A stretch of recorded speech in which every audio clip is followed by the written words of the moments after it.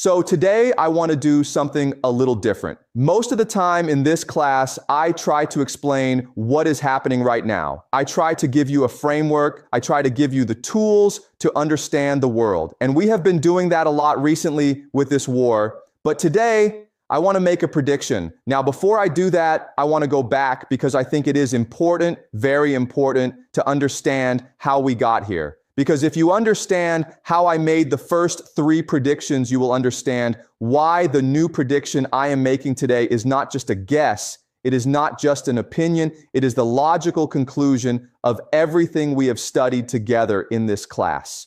Okay? So let us go back to May 2024. It is May 2024. Joe Biden is still the president of the United States. Donald Trump is facing 91 criminal charges. Most people in the media are saying Trump cannot win. Most people are saying there will be no war with Iran. The world looks relatively stable. And in this classroom, I made 3 predictions. Prediction number 1, Donald Trump will win the presidential election in November 2024. Prediction number 2, the United States will go to war with Iran. Prediction number 3, the United States will lose this war, and this loss will forever change the global order. Now, 2 of these predictions have already come true. Trump won, America went to war with Iran, and the whole world is now watching to see if the 3rd prediction comes true as well. But here is what I want you to understand today. I did not make those predictions because I am special. I did not make those predictions because I have some magical ability to see the future. I made those predictions because I used a method, a framework, and that framework is what I call predictive history,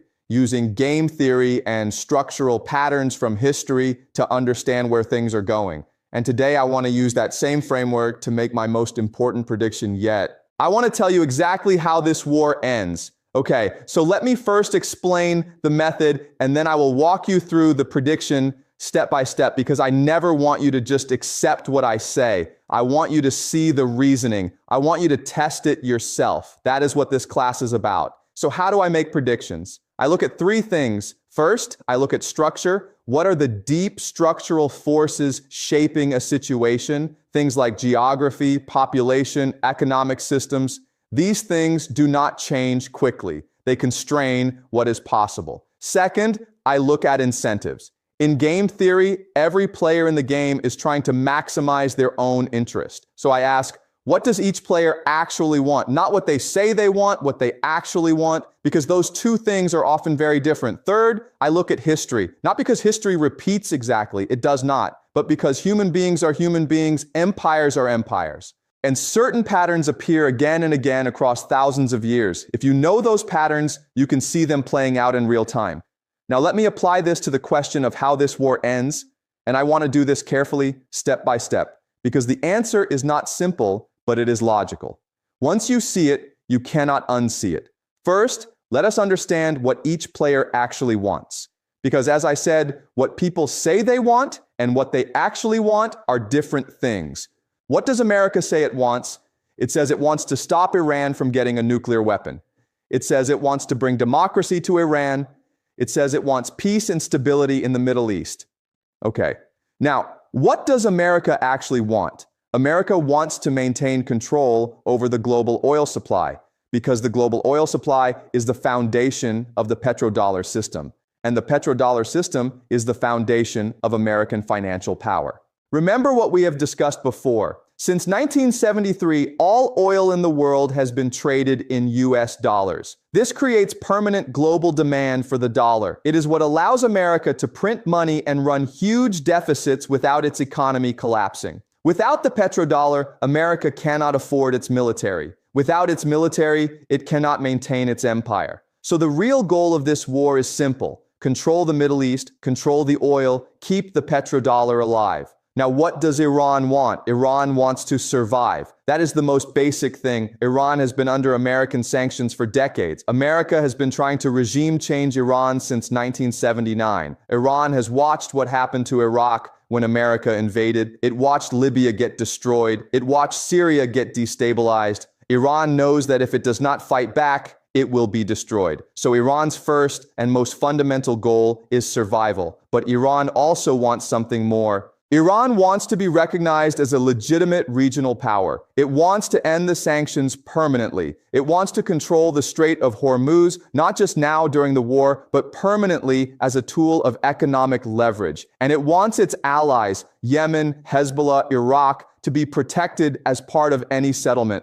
Now, what does Israel want? Israel wants to replace America as the dominant power in the Middle East. I have explained this before, and I will be brief today. Israel is auditioning to be the new empire. It is showing the global elite, the finance class, the asset managers, the people who actually run the global system, that it is willing to fight, that it has the unity, the determination, the strategic intelligence to be the muscle of the global system when America is no longer able to do the job. And what do the Gulf states want? Saudi Arabia, UAE, Qatar, Kuwait, they want to survive too, but they are weak. They cannot fight on their own. And right now, they are trapped between two powers that are much stronger than them. Their strategy is to stay as close to whoever wins as possible, and they will flip very quickly to the winning side when they see which way things are going. Okay, now I have the players and their real interests. Let us look at the structural realities, because interests alone do not determine outcomes. Structure does. So here are the key structural facts of this war, and I want to go through these carefully because they are the foundation of my prediction. Structural fact number 1, America is winning the air war but cannot win the ground war. Let me explain this. In an air war, America is dominant. America has the most advanced fighter jets, the most advanced bombers, the most advanced targeting systems. And in the opening phase of this war, America did serious damage to Iran. It struck nuclear facilities. It targeted leadership. It tried to destroy missile and drone factories. But here is the problem. You cannot win a war from the air alone. This is not just my opinion. This is one of the most well-established facts in all of military history. No country in modern history has ever been regime changed purely from the air. You can bomb a country endlessly, and it will not surrender if the population is determined and the leadership is resilient. The Americans bombed North Vietnam for years. Vietnam did not surrender. The British bombed Germany for years in World War II. Germany did not surrender from the air. It surrendered when Soviet and American ground troops were physically inside its territory. So if America wants to achieve its goal of regime change in Iran, it eventually has to send ground troops. There is no other option. But a ground invasion of Iran is, as I have said many times, potentially catastrophic. Iran is 4 times the size of Iraq. It has a population of 90 million people. It is mountainous. And Iran has been preparing for a ground invasion for 25 years. Not 25 days, not 25 months, 25 years.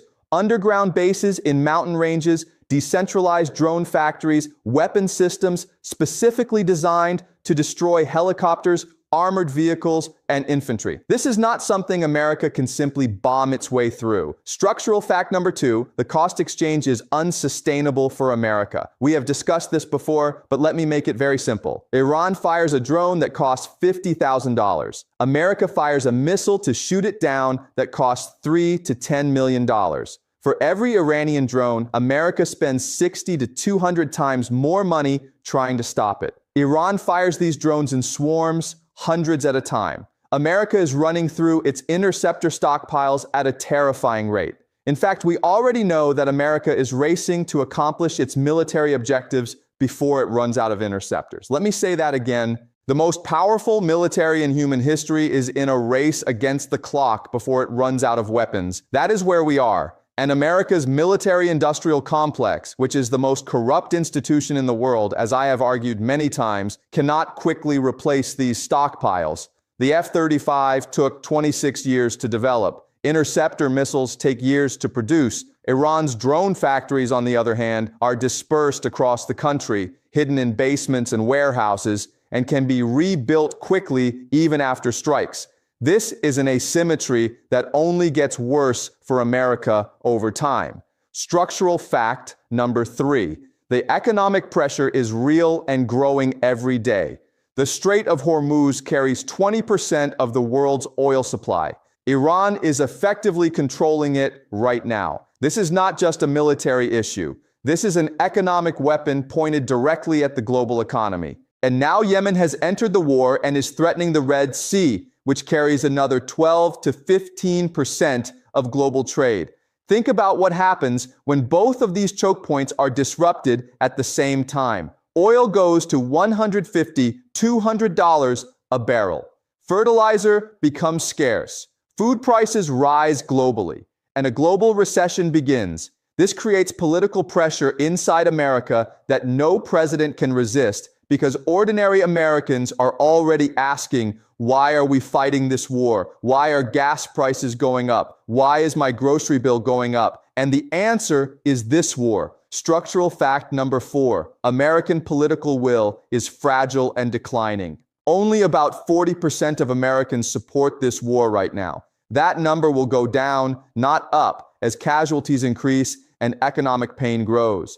America is not a nation that accepts casualties. We saw this in Vietnam. We saw this in Iraq. We saw this in Afghanistan. Every time America gets into a long, expensive, painful war with no clear victory in sight, the political will collapses. And with it, the ability to fund and sustain the war collapses too. Iran knows this. Iran has studied American psychology very carefully. For 20 years, Iran has been analyzing American political behavior. It knows that the American public has a pain threshold. And Iran's entire strategy is built around pushing America past that threshold. Okay, so now I have the structure, I have the players and their interests, and I have the key constraints. Now let me give you the prediction. I believe this war ends in one of two ways. And which way it ends depends on one critical question. Does America send ground troops into Iran or not? Let me explain both scenarios. Scenario 1, America does not send ground troops. It keeps this an air war. In this scenario, America continues bombing Iran from the air. Iran continues firing drones and missiles. The war goes on for months, possibly years. America depletes its interceptor stockpiles. The cost keeps rising. The political pressure at home keeps building. Oil prices stay elevated. The global economy suffers. And eventually, and this is the key word, eventually America looks for an exit, a face-saving way out. Trump goes on television and says something like, "We have achieved our objectives. We have significantly degraded Iran's military capabilities. We are declaring victory and bringing our forces home." But here is what actually happens. America withdraws from the Middle East. The Gulf states, seeing that America is leaving, immediately start hedging. Some of them, Qatar, Oman, move toward Iran. Others, Saudi Arabia, UAE, move toward Israel. The petrodollar system weakens significantly, and Iran, still standing, still in control of the Strait of Hormuz, emerges as a legitimate regional power for the first time in decades. In this scenario, America loses the war. But the loss is not catastrophic. America survives. It retreats from the Middle East, but it does not collapse. It is weakened, yes. Its credibility is damaged, yes, but it does not fall. Now let me tell you scenario 2. America sends ground troops into Iran. In this scenario, America decides that air power alone cannot achieve regime change. The pressure from the GCC countries, Saudi Arabia, UAE, becomes unbearable because they are being pounded by Iranian drones and missiles, and they are screaming at America to finish this once and for all. The pressure from Israel is enormous, and Trump, who does not have a clear strategy and who is increasingly desperate, decides to roll the dice and send in the Marines. This is where things get very dangerous because Iran has been waiting for exactly this moment. For 25 years, Iran has been planning for a ground invasion. It has underground military bases in mountain ranges that America has not located. It has weapon systems specifically designed for close-range combat that it has not yet used. And it has something even more powerful, a population of 90 million people who believe this is a war for their survival.